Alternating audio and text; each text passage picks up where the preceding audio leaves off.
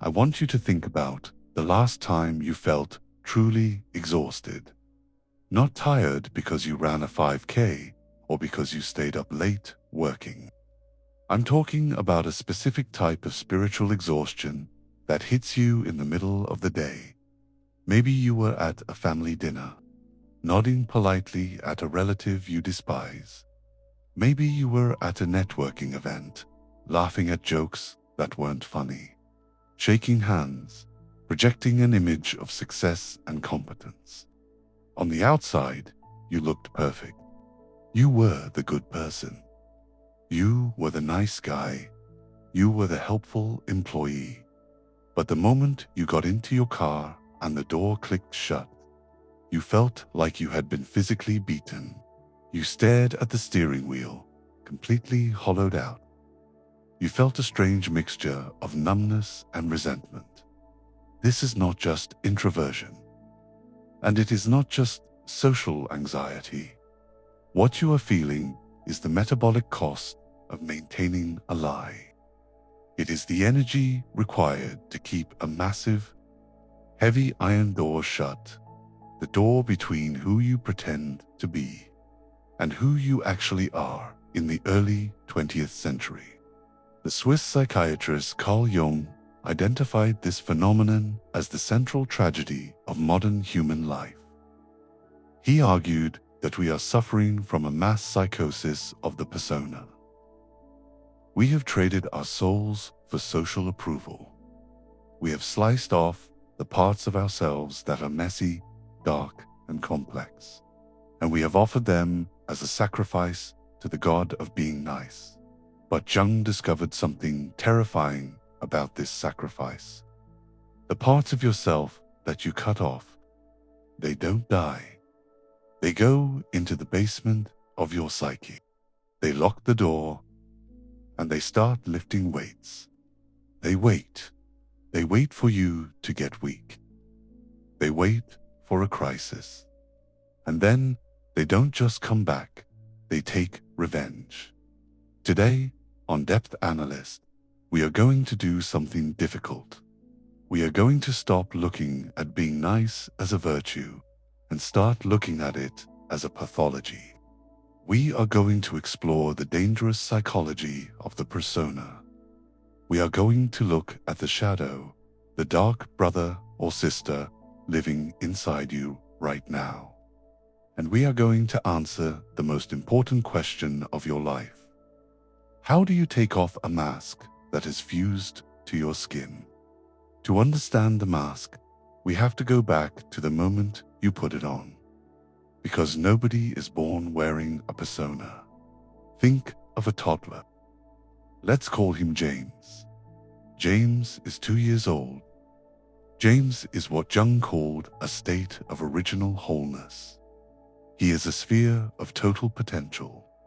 If James is angry, he screams. If he is happy, he laughs. If he is curious, he touches everything. He has no filter. He has no shame. He is entirely himself. But James has a problem. He is small, he is weak, and he is completely dependent on his parents for survival. If his parents abandon him, he dies. And his parents, well, his parents are human. They are tired. They are stressed. They have their own traumas. So one day, James is running around the house, screaming with joy, making a mess. And his father, who has a headache, snaps. He looks at James with cold eyes and says, "Stop it. You are too much. Be quiet." In that split second, a biological alarm bell rings in James's brain. He realizes a terrifying truth. My loudness threatens my attachment to my father. If I am loud, I am not safe. If I am loud, I will be abandoned. So, James makes a decision. It's not a conscious decision. It's a survival strategy. He takes his loudness, which is actually his vitality, his life force, and he mentally cuts it off. He puts it in a bag and he hides it behind his back. He replaces it with a performance called The Quiet Boy. The next day, James cries because he feels sad. His mother sighs and says, "Oh, don't be a baby. Big boys don't cry." James learns that sadness is dangerous. Vulnerability is disgusting. So he takes his sadness and his sensitivity and he stuffs them into the bag too. He replaces them with the stoic boy. Over the next 20 years, this happens thousands of times. Teachers, priests, friends, culture, they all hand James a pair of scissors and say, "Cut this piece off. It doesn't fit. Don't be selfish. Don't be sexual. Don't be arrogant. Don't be weird." By the time James is 25, the bag behind his back is a mile long. It is heavy. It drags on the floor. But James looks in the mirror and he looks great. He is polite. He is successful. He is a good citizen. He thinks he is the man in the mirror. He thinks he is the persona. But he feels dead inside. He feels like a ghost in his own life.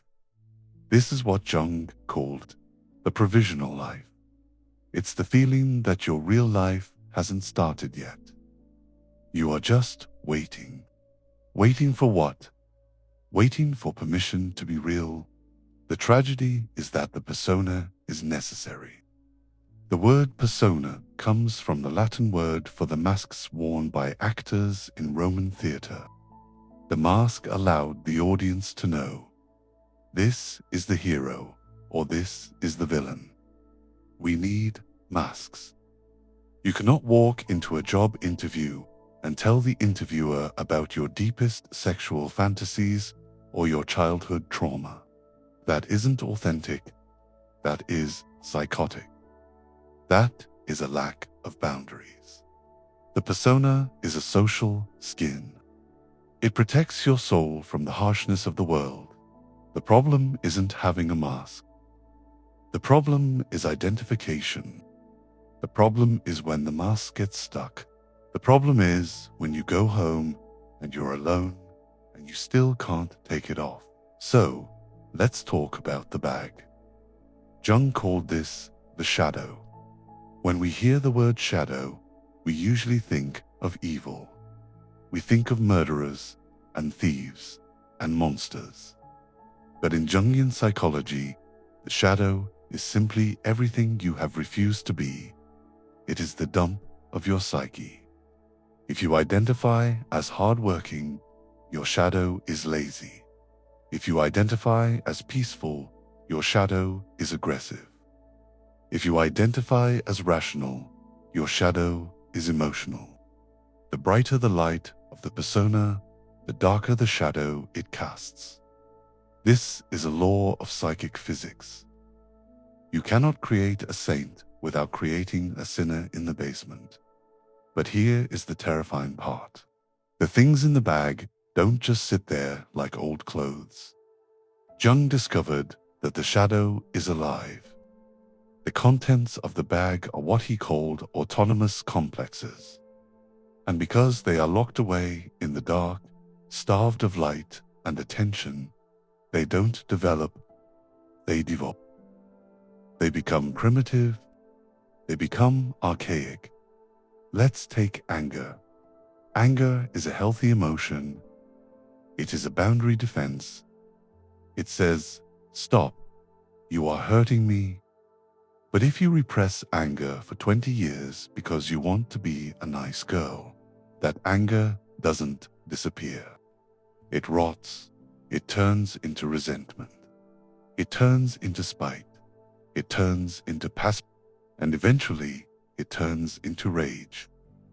Jung warned that when you ignore the shadow, it starts to operate independently of your will. Have you ever seen someone snap? Maybe it's the nicest guy in the office. He's always smiling. He always brings donuts. And then one day, someone takes his stapler and he explodes. He screams, he throws a chair, his face turns red. For 5 minutes, he is a monster.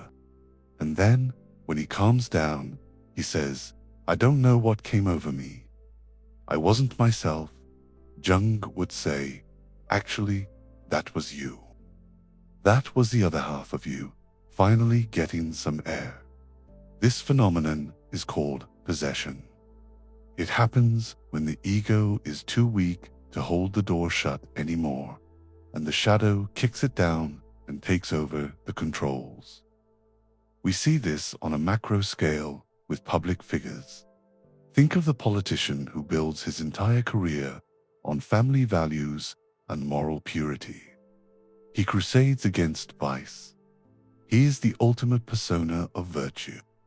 And then, inevitably, he is caught in a motel room with drugs and prostitutes. We laugh and call him a hypocrite. But Jung would say it wasn't hypocrisy. It was inner. This is a Greek term meaning running into the opposite. The more extreme your persona becomes, the more extreme your shadow becomes to balance it out. If you try to be an angel, you will turn into a demon. If you try to be pure logic, you will be overtaken by irrational neurosis. The psyche seeks balance. If you won't balance yourself consciously, your shadow will balance you. DESTRUCTIVLY. So, if the shadow is unconscious, meaning by definition, you cannot see it, how do you know what's in your bag? How do you find your shadow before it destroys you? Jung gave us a tool. A simple, brutal, humiliating tool.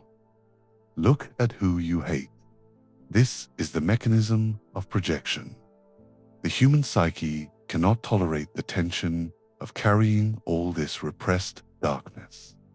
It's too heavy. It creates anxiety. So, we use a defense mechanism. We take the darkness inside us and we project it onto the people around us. We treat other people like movie screens, and we play the film of our own shadow on their faces. I want you to try this right now. Think of someone in your life, or a celebrity, or a public figure who absolutely disgusts you. Not someone who physically hurt you, but someone whose very personality grates on your nerves.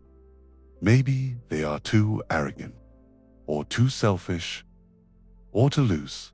Why does that specific trait trigger you? There are billions of people on Earth. Why do you hate that one? Jung has a hard truth for you. You do not hate them. You hate the reflection of yourself. Let's look at a case study.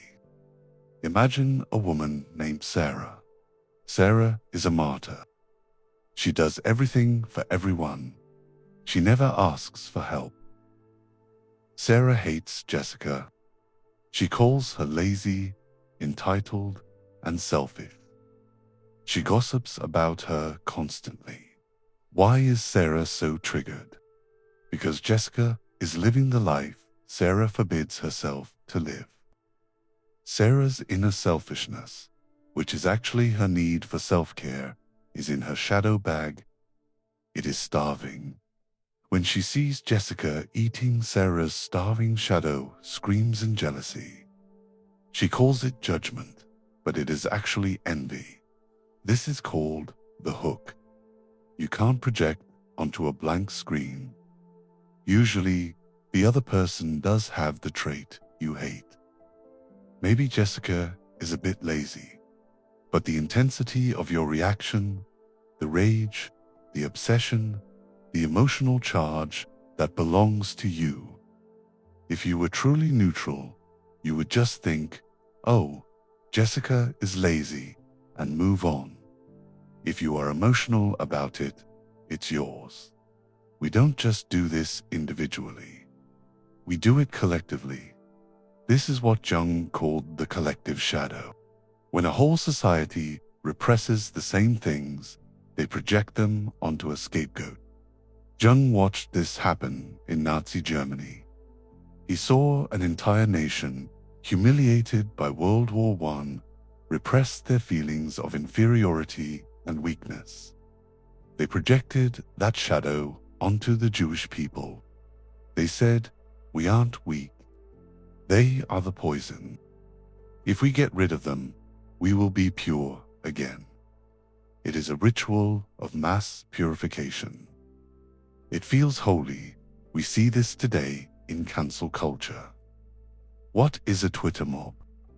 It is a group of people finding a target and pouring all of their own repressed sadism, cruelty, and judgment onto that target. It feels good to destroy someone online. It feels righteous. It gives you a dopamine hit of moral superiority. I am good because I am attacking the bad guy, but it never works because the shadow is still in you. As soon as you destroy one scapegoat, you have to find another one. It is an addiction. As Jung wrote in 1945, it is a frightening thought that man also has a shadow side to him, consisting not just of little weaknesses and foibles, but of a positively demonic dynamism. The individual who wishes to have an answer to the problem of evil need look no further than himself. Now, if we stopped the video here, this would be a tragedy. The message would be, you are secretly a monster, and your nice personality is a lie. But this is where Jungian psychology becomes truly life-changing. Because the bag behind your back isn't just full of garbage. It is also full of gold. This is a concept known as the golden shadow. Remember James, the toddler? When his father told him to be quiet, James didn't just repress his noise. He repressed his power. He repressed his leadership. He repressed his ability to speak his truth.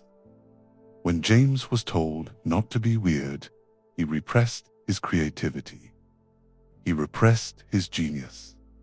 Most of us assume that the shadow is only bad things, but the shadow is simply the unlived life.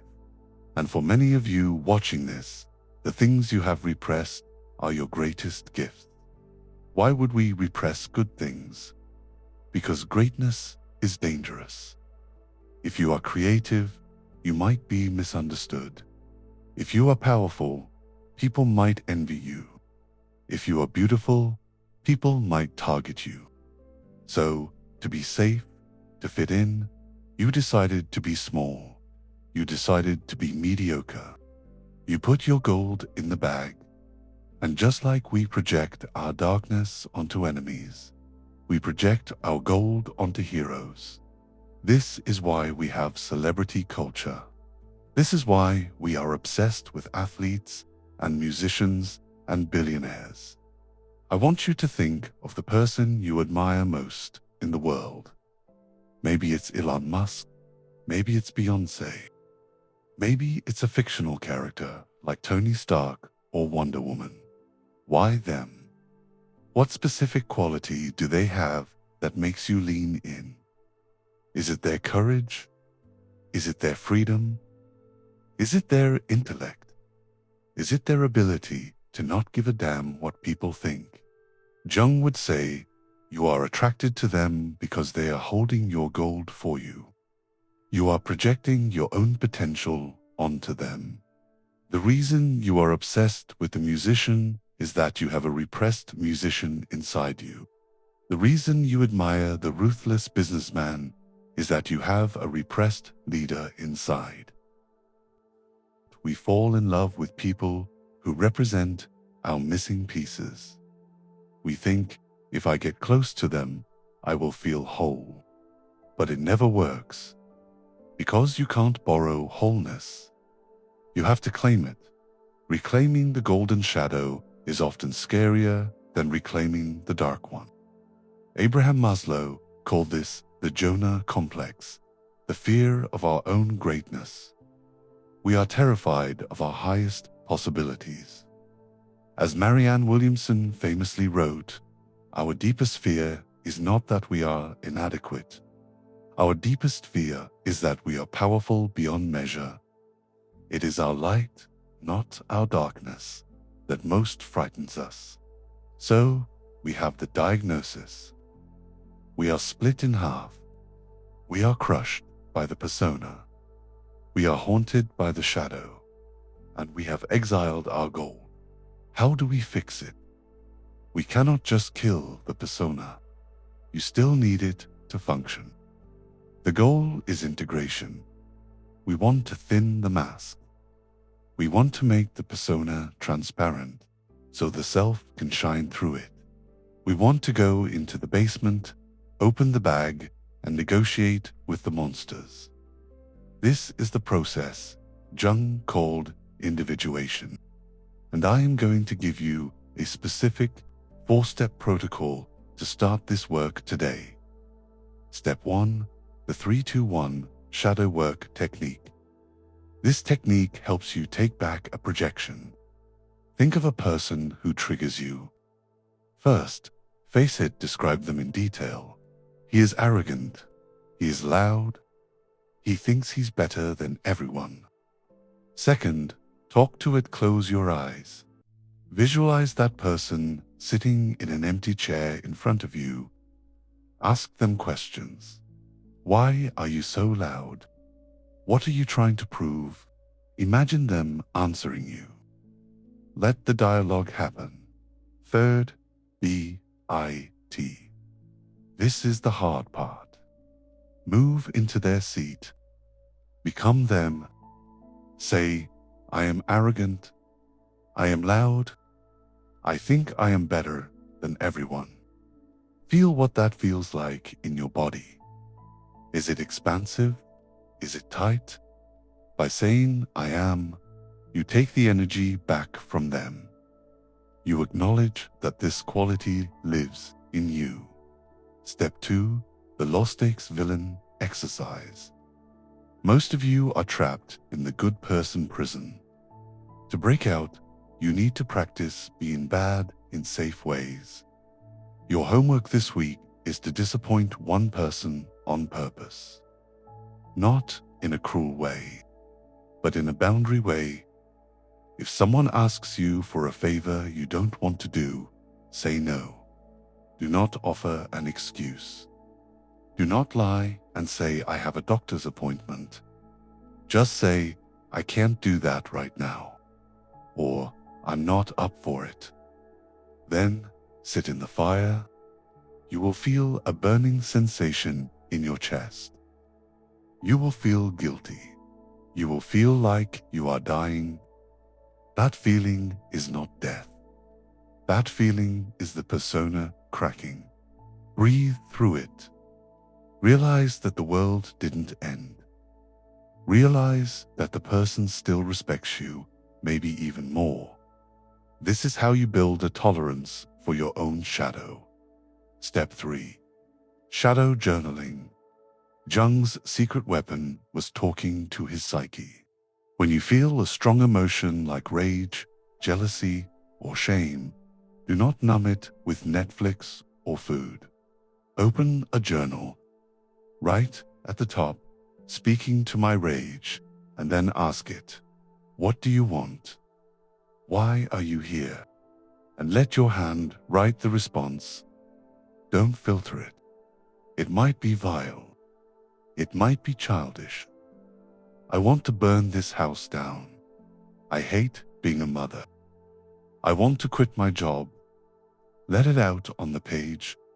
When you give the shadow a voice, it stops needing to possess you. The pressure valve is released. Step 4. The golden reclamation. Look at your hero again. The person you admire. Identify the one specific quality you worship in them. Let's say it is fearlessness. Ask yourself, what is one tiny 1% way I can act out fearlessness today? Maybe it's wearing an outfit you're afraid to wear. Maybe it's posting a video you're afraid to post. Maybe it's telling someone you like them. You don't have to be Elon Musk. You just have to take 1 ounce of that gold out of the bag and use it. This work is not easy. It is much easier to stay asleep. It is much easier to keep the mask on, be a nice guy, and blame the world for your unhappiness. It is much easier to point fingers at evil people than to look at the evil in your own heart. But the cost of the mask is your life. If you do not do this work, you will never be real. You will be a cardboard cutout. You will be a pleasing, polite, hollow shell. Jung said, "The privilege of a lifetime is to become who you truly are." It is a privilege, but it is also a battle. It requires you to be willing to be disliked. It requires you to be willing to be imperfect. It requires you to be willing to be a human being with a shadow that reaches all the way down to hell and a spirit that reaches all the way up to heaven. But the reward is that you stop being a fragment. The reward is that the exhaustion goes away because you aren't holding the door shut anymore. You become solid. You become heavy. You become whole. And when you are whole, you don't need the mask anymore.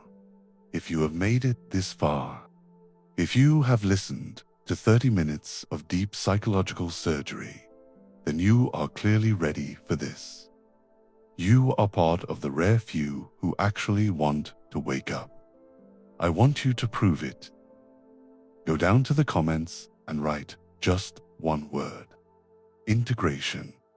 Let me know that you are committed to the work and if you want to understand the next stage of this journey. What happens when we refuse to grow up and get stuck as the eternal child? Make sure you are subscribed for our next deep dive into the pure eterness. I'm the Depth Analyst. The mask is off. I'll see you in the deep end.